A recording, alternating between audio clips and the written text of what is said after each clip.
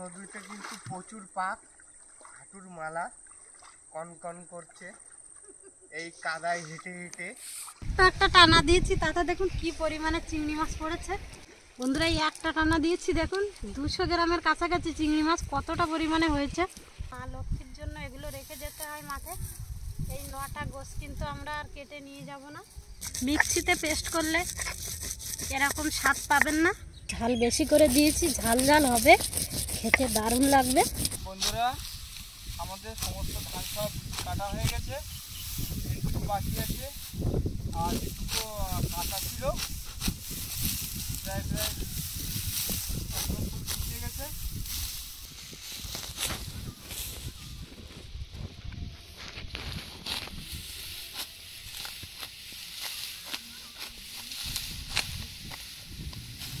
দেখো ধান খুব ভালো হয়নি, একটু চিটে হয়ে গেছে আর দমে তো হালকা হয়ে গেছে।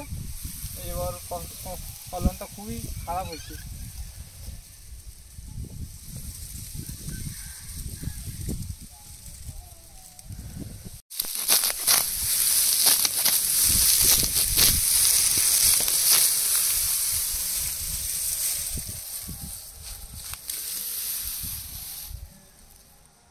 বন্ধুরা, যেটুকু জায়গা বাকি ছিল আমাদের কাটতে, এই যে এইটুকু জায়গা সব কাটা হয়ে গেছে।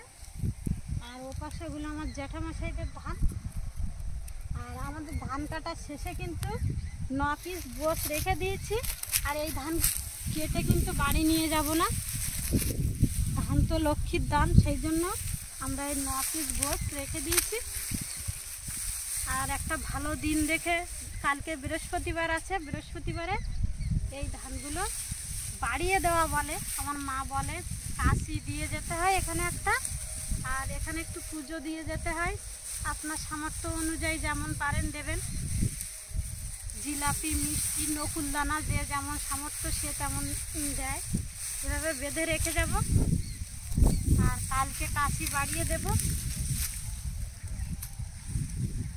এটা কিন্তু এভাবে কিন্তু বেঁধে রেখে দিতে হবে।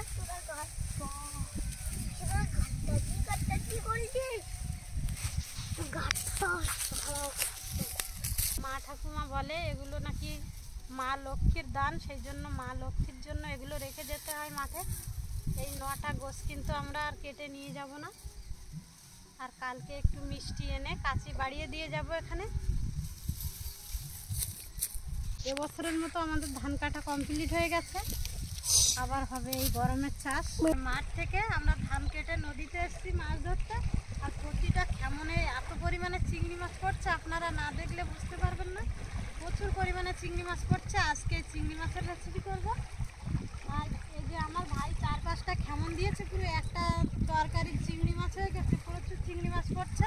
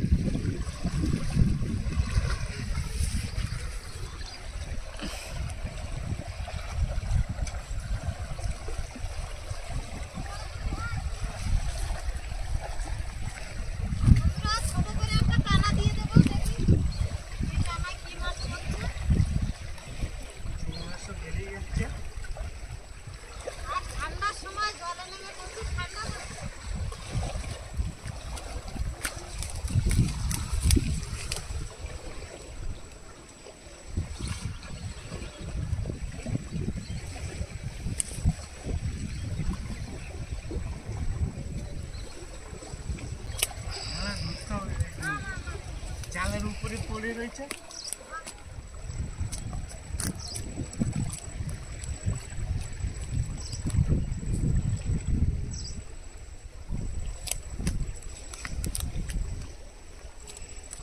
এখান থেকে এইটা পুরো টানা দেবে,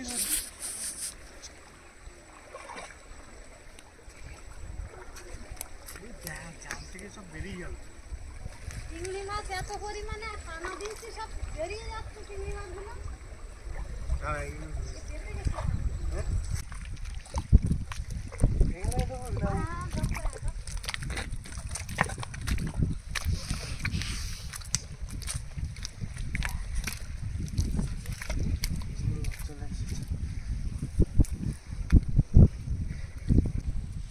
দিদি আর আমি একটা টান মেরে এসেছি, প্রচুর হারে চিংড়ি মাছ উঠে এসছে দেখুন।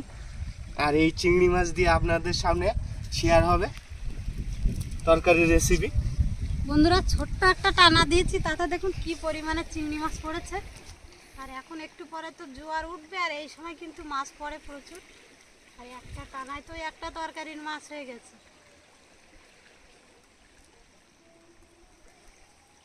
নিয়ে তো ঘুরতে অনেক দেরি হবে।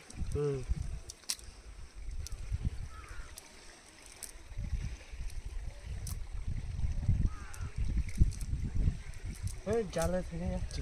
দুটো এত মাছ খুঁজে পাওয়া যাবে। ঠান্ডা লেগে যাচ্ছে এখন।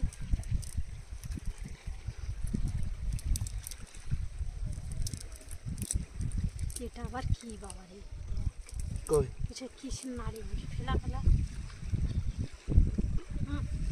চিংড়ি মাছের নাড়ি।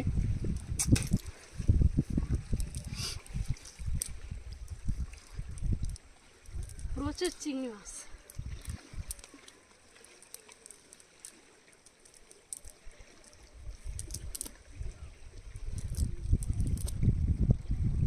তো 1-150 গ্রামের বেশি একটা না।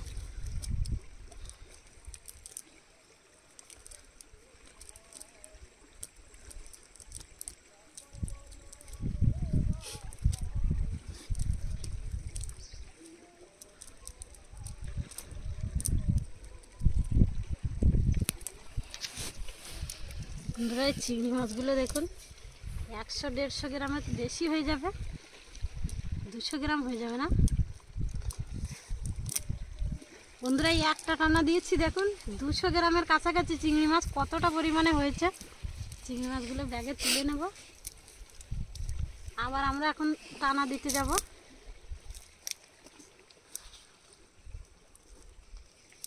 এরকম 2-3টে টানা দিলেই কিন্তু আজকে আমাদের মাছ হয়ে যাবে।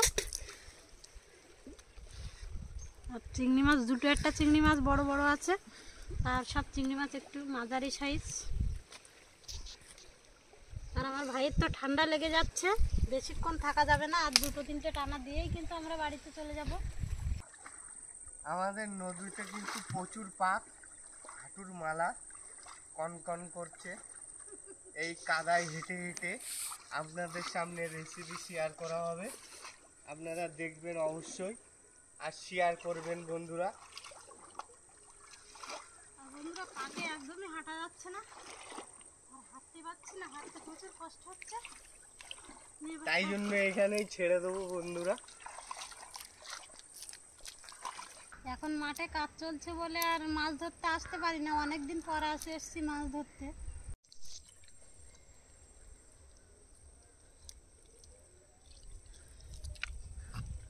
এই যে দ্বিতীয় টানায় এই মাছগুলো পড়েছে। বেশ, মাছ বার করিস নি, সব কাদায় লিপটে গেছে।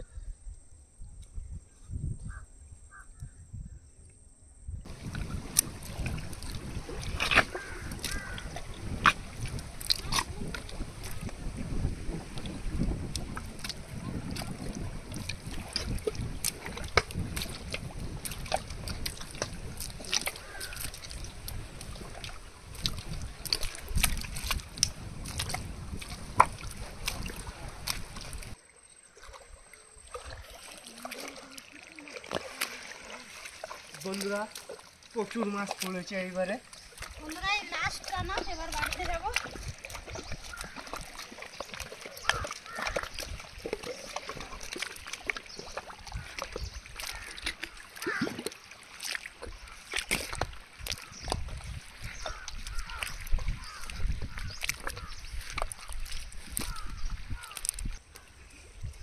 বন্ধুরা মাছ পড়েছে আমাদের জালে এইবারের টানায়। শুধু এই এক জায়গায় মাছ পড়ছে। নদীতে গিয়ে একটা টানা দিলাম, কিছুই পড়লো না। আবার ড্রেনের মুখে এসছে, আবার প্রচুর মাছ পড়েছে।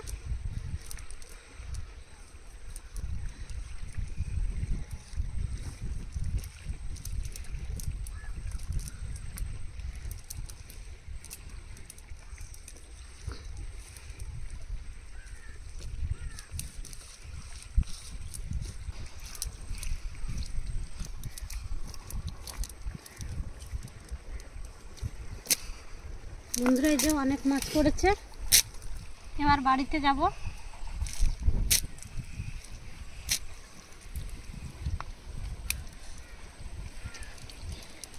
আর নদীর মাছ কখন কোন কেমনে পড়বে বোঝা যায় না। দুটো টানায় কিন্তু প্রচুর মাছ পড়েছে।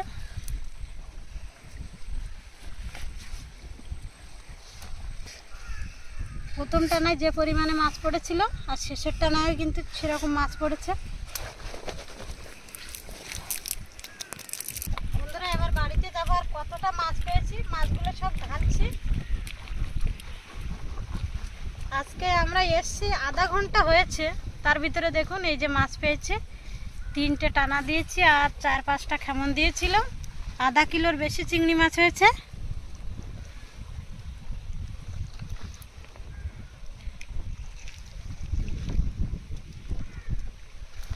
কাঁকড়া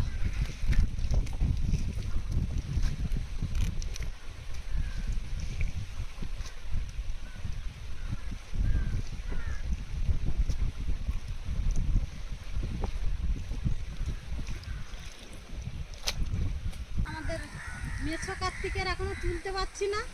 একবার মাছ ধরতে নামলে ওকে আর তোলা যায় না, তা যতই ঠান্ডা পড়ুক না কেন।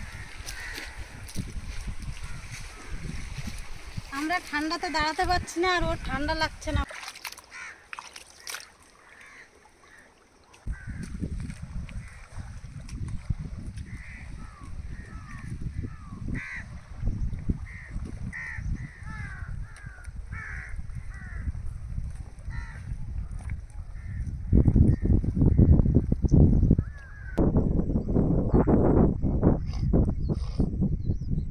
নদী থেকে বাড়ি এসে আর খাওয়া দাওয়া করে 4টে বেজে গেছে, আর একটু পরেই সন্ধ্যা হয়ে যাবে।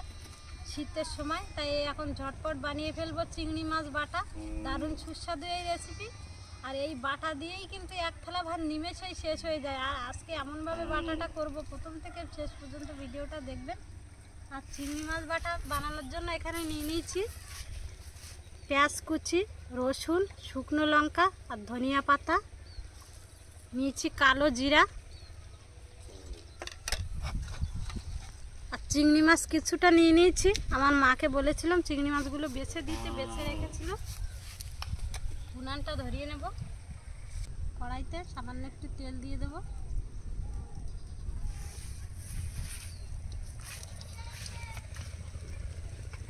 পেঁয়াজ, রসুন আর শুকনো লঙ্কা ভেজে নেব।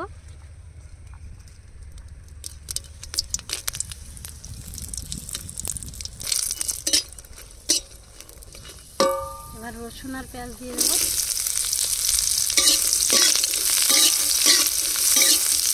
পেঁয়াজ, রসুন, লঙ্কা লাল লাল করে ভেজে নিয়েছি, নামিয়ে নেব। এবার চিংড়ি মাছগুলো ভেজে নেব। লবণ, হলুদ দিয়ে দেবো।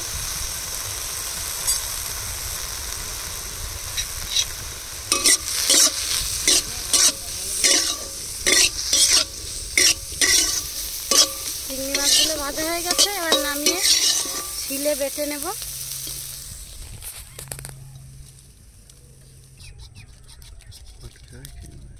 এবার চিংড়ি মাছের সঙ্গে পেঁয়াজ, রসুন আর শুকনো লঙ্কা ভাজা একসাথে বেটে নেব।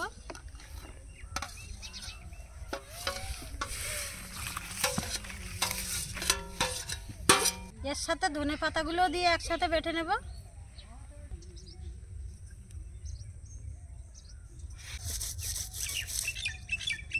আর এই চিংড়ি মাছ বাটা খেতে হলে অবশ্যই কিন্তু শিলে বেটে খেতে হবে, না হলে কিন্তু এর অরিজিনাল টেস্ট পাওয়া যাবে না। মিক্সিতে পেস্ট করলে এরকম স্বাদ পাবেন না।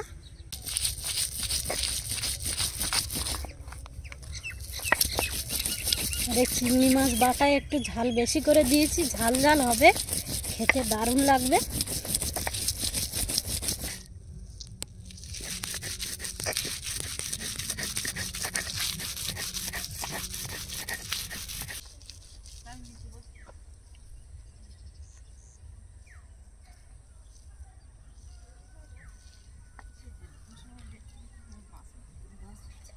চিংড়ি মাছ বাটা হয়ে গেছে,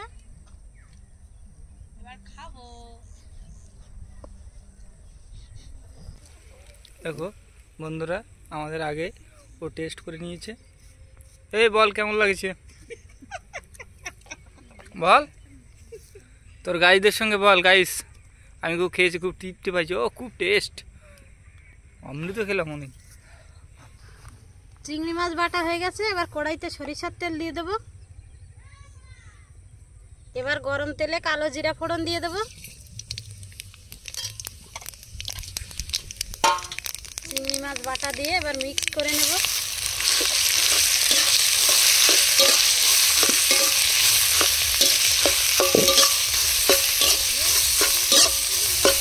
চিংড়ি মাছ দিয়ে মিক্স করে নিয়েছি, এবার নামিয়ে নেব।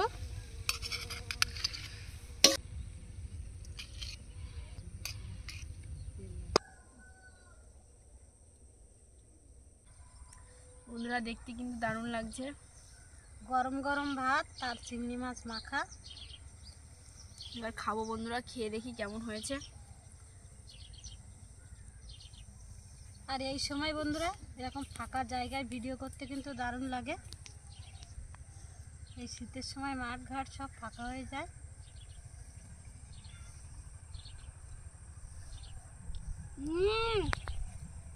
দারুণ।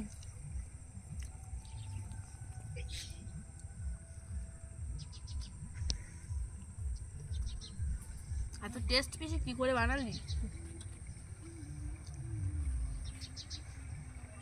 বন্ধুরা? মনে হচ্ছে এইটুকু দিয়েই কিন্তু এক থালা ভাত খেয়ে ফেলতে পারবো।